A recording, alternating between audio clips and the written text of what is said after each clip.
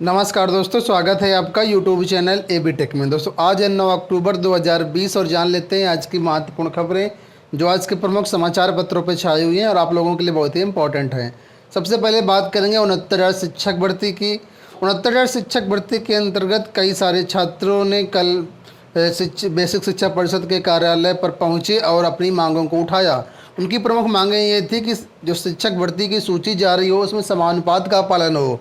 आगे लिखा है यहाँ पर, परिषदीय विद्यालयों के लिए 69,000 शिक्षक भर्ती की अभ्यर्थी गुरुवार को सचिव बेसिक शिक्षा परिषद कार्यालय पहुंचे। अभ्यर्थियों ने सचिव से मांग की कि 31,661 शिक्षकों की भर्ती के मेरिट तैयार करते समय यह ध्यान दिया जाए कि अधिक अंक वाले अभ्यर्थियों को कम सीट वाला जिला आवंटित ना हो।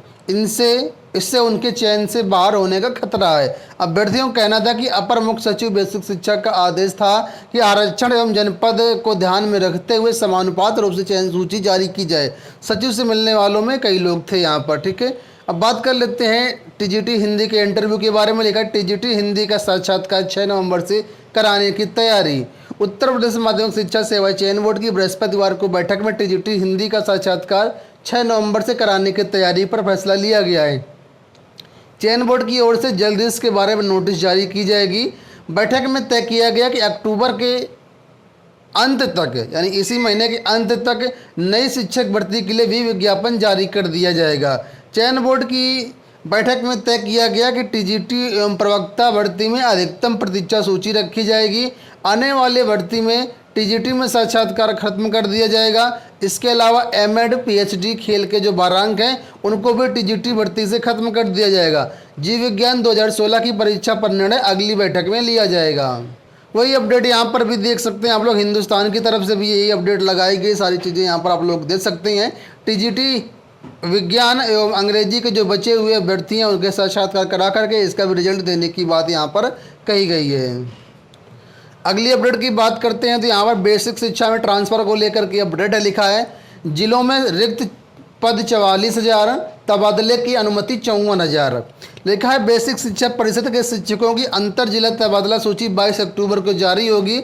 जिलों में शिक्षकों से आपत्तियां लेकर उनका निस्तारण किया जा रहा है। शासन ने पहले शिक्षकों को आवेदन करने में सहूलियत दी और अब आवेदकों को भी कई तरह की राहत दे दी गई है। इतना ही नहीं, जिलों में शिक्षकों के रिक्त पदों की संख्या करीब 44,000 है। वहीं मुख्यमंत्री ने तबादले की अनुमति 54,000 से अधिक को दी है। अधिक पदों पर तबादले की अनुमति जरूर है, लेकिन स्थानांतरण की शर्तें ऐसी हैं कि अधिकांश को लाभ मिलने के आसार बहुत कम हैं।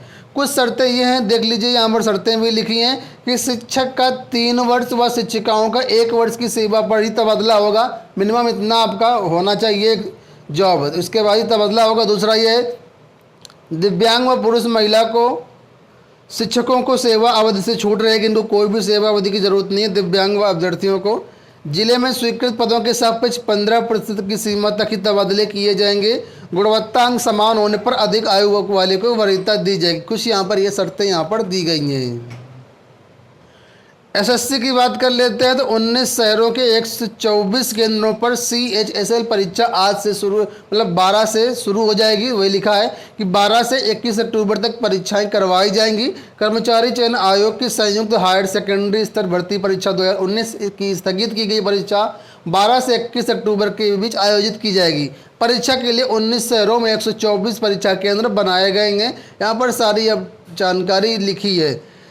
और लोक सेवा आयोग की बात कर लेते हैं तो PCS में एक परीक्षा केंद्र के एड्रेस में बदलाव किया गया है। आप लोगों के लिए ज़रूरी है ताकि आप लोग गलत एड्रेस पर ना पहुंच जाएं। तो कानपुर का एक परीक्षा केंद्र है जिसका नाम था राजकीय इंटर कॉलेज भौती चुन्नीगंज। ठीक है, तो इसके बदल करके राजकीय इंटर कॉलेज अब किया गया चुन्नीगंज, लाल इमली चौराहा, कानपुर। भाई चुन्नीगंज ये भौती यहाँ पर जो था वो गलत लिखा था। ठीक है, तो इसमें बदलाव कर दिया गया है। जो भी सब अभ्यर्थी हैं अपना सही परीक्षा केंद्र पहुँचे। और रोल नंबर 3,56,070 से लेकर के 3,63,958 तक का अभ्यर्थियों का परीक्षा केंद्र यहाँ पर डाला गया है।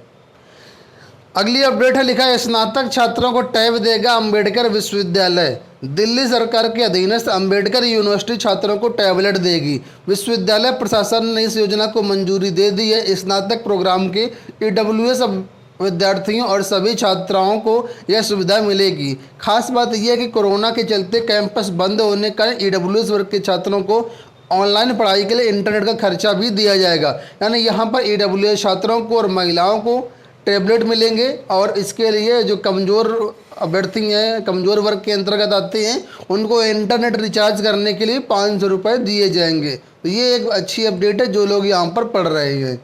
बात कर लेते हैं एलटी ग्रेड को लेकर के। देखा एलटी ग्रेड शिक्षक भर्ती में चयनितों की नियुक्ति का रास्ता साफ हो गया है। अब मामला क्या है वो समझ लीजिए। आप लोग जानते हैं एलटी ग्रेड कॉलेज आवंटन के लिए अभी तक प्रक्रिया चल रही थी। तो यहाँ पर कई सारे ऐसे अभ्यर्थी हैं जिनका रोल नंबर इनवैलिड बता रहा था। तो यहाँ पर लिखा है कि लोक सेवा आयोग ने इनकी फाइलें निस्तारित कर दी है। अब ये लोग अपना कर सकते हैं कॉलेज चॉइस के लिए आवेदन। ठीक है, वहीं पर महिला वर्ग में कला की जो 114 फाइलें थी उनको भी भेज दिया गया। पुरुष वर्ग की 25 चयनितों की फाइल काउंसिलिंग के लिए शीघ्र निदेशालय भेजी जाएंगी। सामाजिक विज्ञान का रिजल्ट जो है लिखा है 10 अक्टूबर के बाद कभी भी जारी किया जा सकता है। ठीक है, एसएससी आने वाले कुछ टाइम में लगभग 90,000 युवकों को नौकरियां देने जा रहा है। लिखा है कि आने वाले दिनों में आयोग की ओर से लंबित परीक्षाओं के रिजल्ट जारी करने की तैयारी। कई सारी ऐसी परीक्षाएं जो एसएससी ने करवाई थी लेकिन उनकी अभी तक रिजल्ट जारी नहीं किए गए। तो सभी रिजल्ट अब जारी होने वाले। इससे 90,000 युवकों को नौकरी मिलेगी।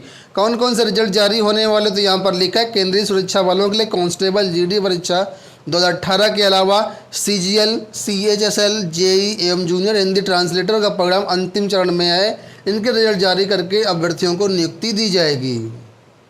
एक आप लोग कारनामा देख लिए उच्च शिक्षा निदेशालय का। लिखा एक ही दिन में निर्देश निकाल करके मांगा आवेदन।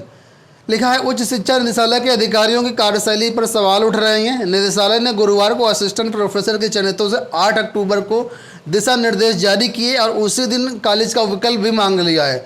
चयनितों को पूर्व में इसकी कोई सूचना नहीं दी गई है, ना ही अखबारों में उसका विज्ञापन छापा गया है। ऐसे में चयनित अभ्यर्थी कैसे विकल्प भरेंगे उस पर विचार नहीं किया गया, जबकि हर बार विकल्प भरने के लिए 2 से 3 दिन का समय दिया जाता है। लेकिन इस बार क्या किया गया, कल ही नोटिस जारी हुई, कल ही से आवेदन शुरू होगा। तो जो भी संबंधित अभ्यर्थी हैं अपना आप लोग देख लीजिए और कॉलेज चॉइस के लिए आवेदन कर दीजिए। बात कर लेते हैं 68,500 में पुनर्मूल्यांकन में जो अभ्यर्थी कॉलेज जिला वरीयता के फॉर्म भरने वाले थे उनके लिए अपडेट है।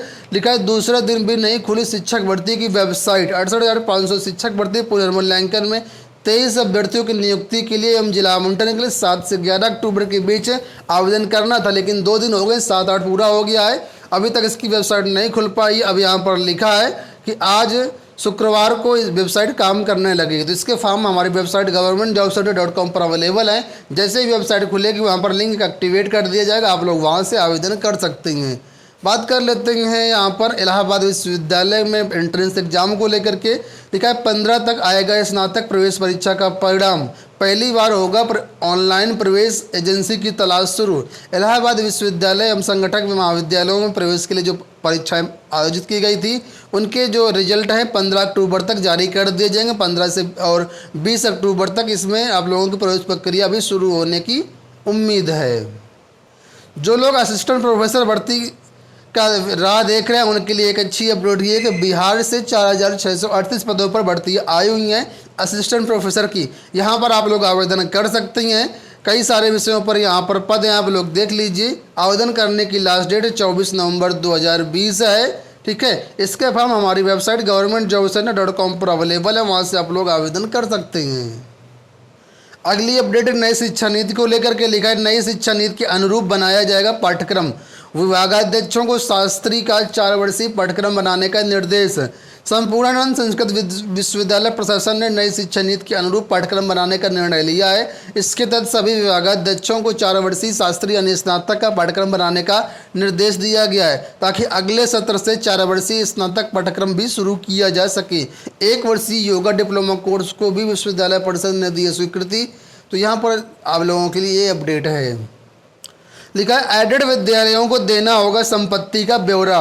अशासकीय सहायता प्राप्त माध्यमिक विद्यालयों की संपत्तियां एक क्लिक पर माध्यमिक शिक्षा परिषद की वेबसाइट पर होंगी। इसके लिए सभी एडेड विद्यालयों को उनकी संपत्तियों का ब्यौरा परिषद के पोर्टल UPMSP पर अपलोड करने के दिशा निर्देश दिए गए हैं। ये व्यवस्था माध्यमिक विद्यालयों में आए दिन संपत्ति को लेकर के हो रहे विवाद के मद्देनजर की गई है। ठीक है, अगर किसी एडेड कॉलेजों में दुकानें वगैरह भी रहती हैं, और तो वहाँ पर उनका भी पूरा ब्यौरा यहाँ पर भेजना होगा। फ़िलहाल जो स्कूल कॉलेज है उनके लिए अपडेट है। तो दोस्तों ये हो गई आज की पूरी अपडेट। आशा करते हैं वीडियो पसंद आया होगा। वीडियो को लाइक और शेयर कर दीजिएगा। पूरा वीडियो देखने के लिए बहुत बहुत धन्यवाद। चैनल को सब्सक्राइब जरूर कर लीजिएगा।